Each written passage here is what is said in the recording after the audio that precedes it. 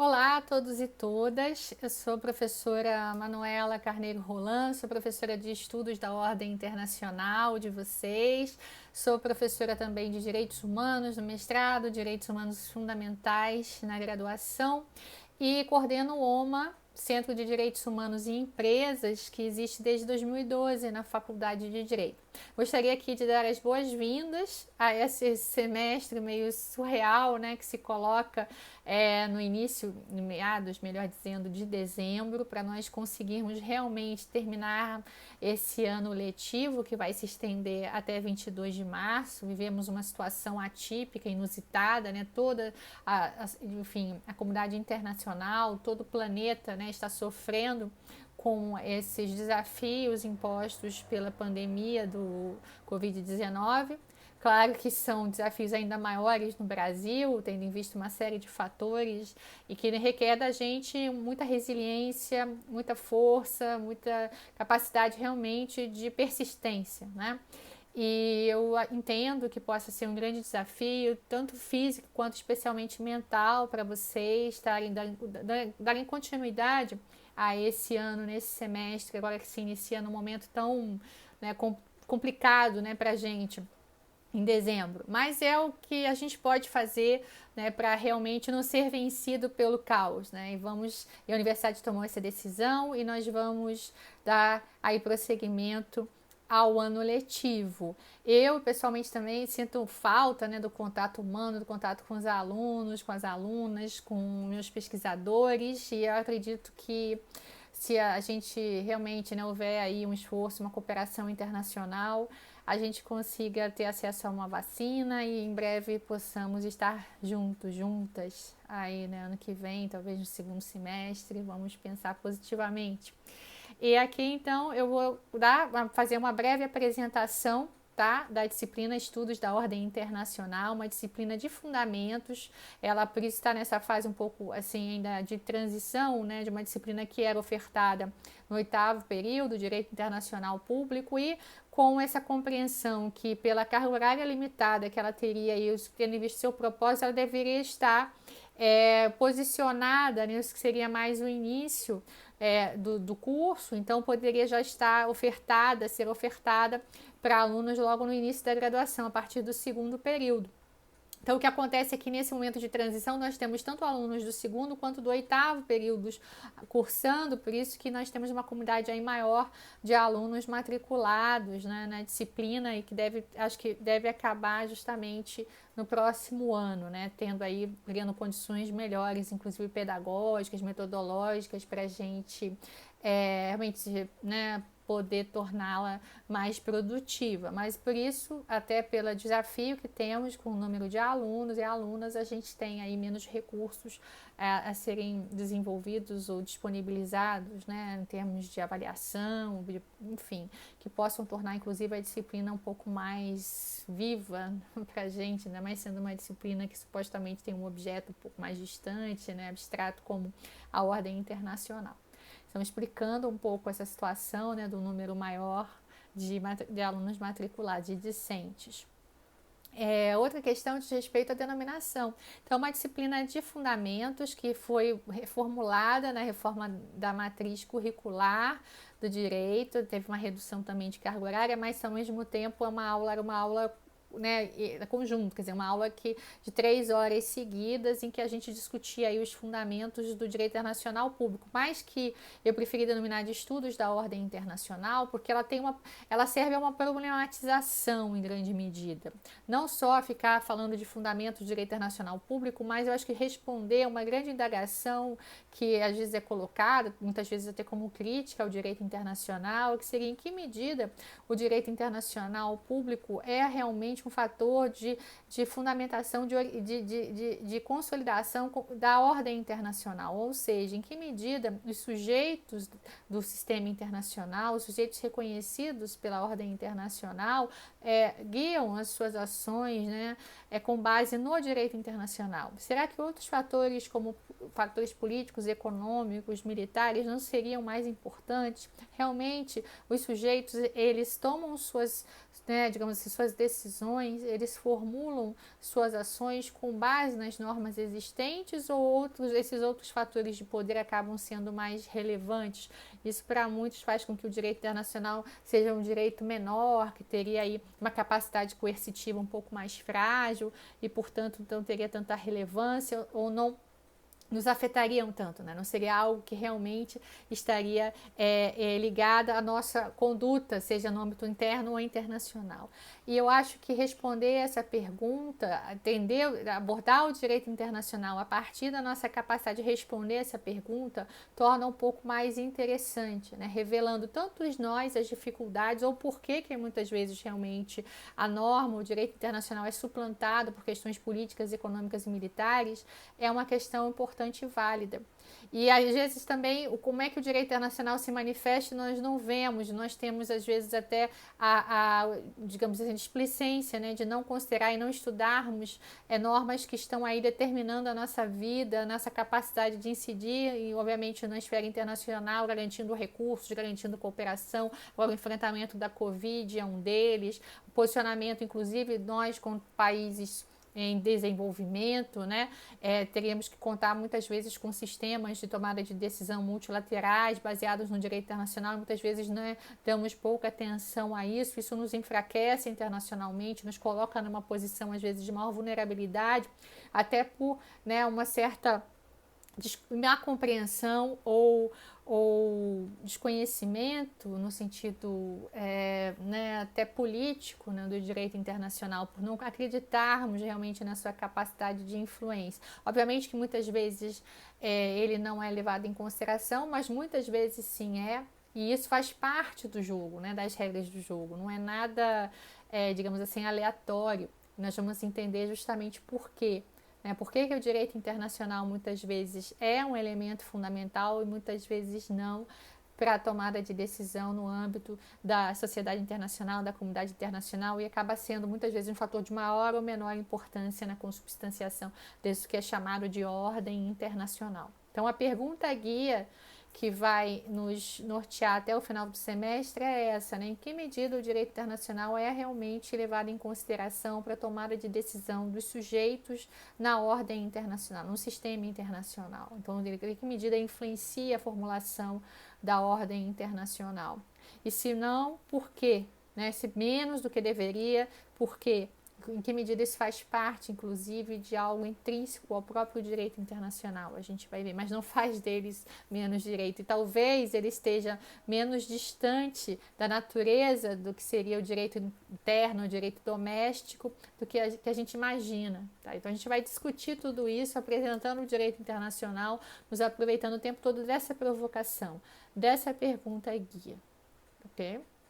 Então, por isso que a disciplina se chama mais estudos da ordem internacional, com essa discussão sobre em que medida essa ordem internacional que se coloca, ela é validada, ela é baseada em normas efetivas e reconhecidas de direito internacional, em que assuntos, em que áreas e quando não e por quê.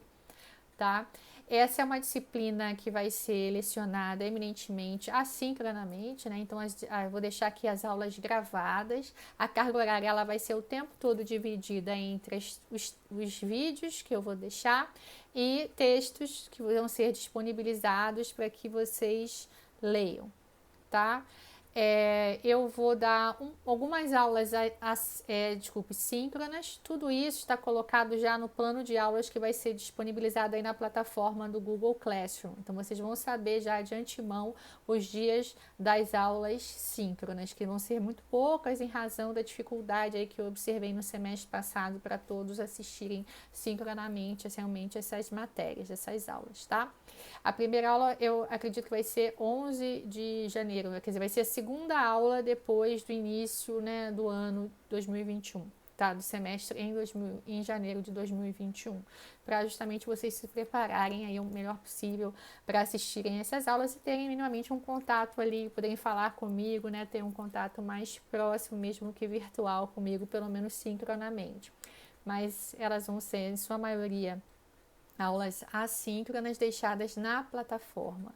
Com relação à bibliografia do curso, então, vocês vão acompanhar essa oferta de textos, né? Essa apresentação que vai ser feita na plataforma. Então, não vai ser adotado um manual, só um livro-texto, inclusive pelas dificuldades que a gente tem hoje com relação ao direito internacional, especialmente na língua portuguesa, né? Para bons manuais, assim, que possam ser completos e úteis a todos e todas.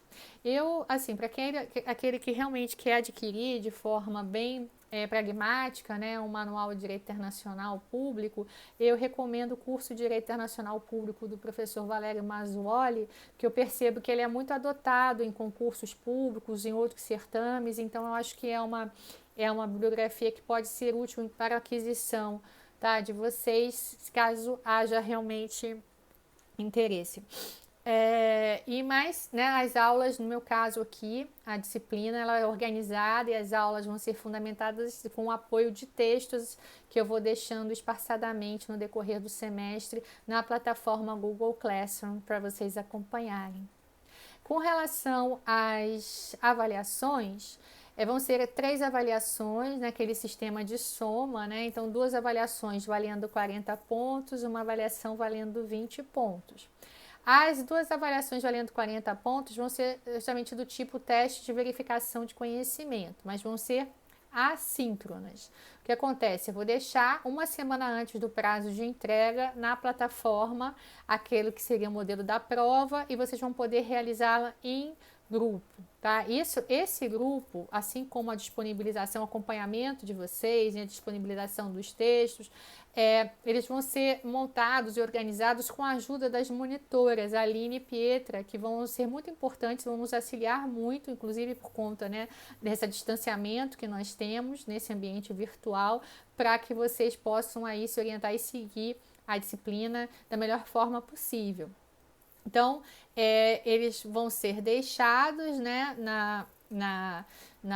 essas avaliações vão ser deixadas na plataforma. Anteriormente, vocês já vão ter sido auxiliados na formação desses grupos pelas monitoras e uma semana depois vocês vão ter que entregar, tá? Então, vão ser avaliações assíncronas, apesar de terem um modelo prova, né, vão ser avaliações assíncronas. A gente não vai aqui perder esse tempo, né, para fazer avaliações síncronas na plataforma, que o tempo que já é escasso para essa disciplina.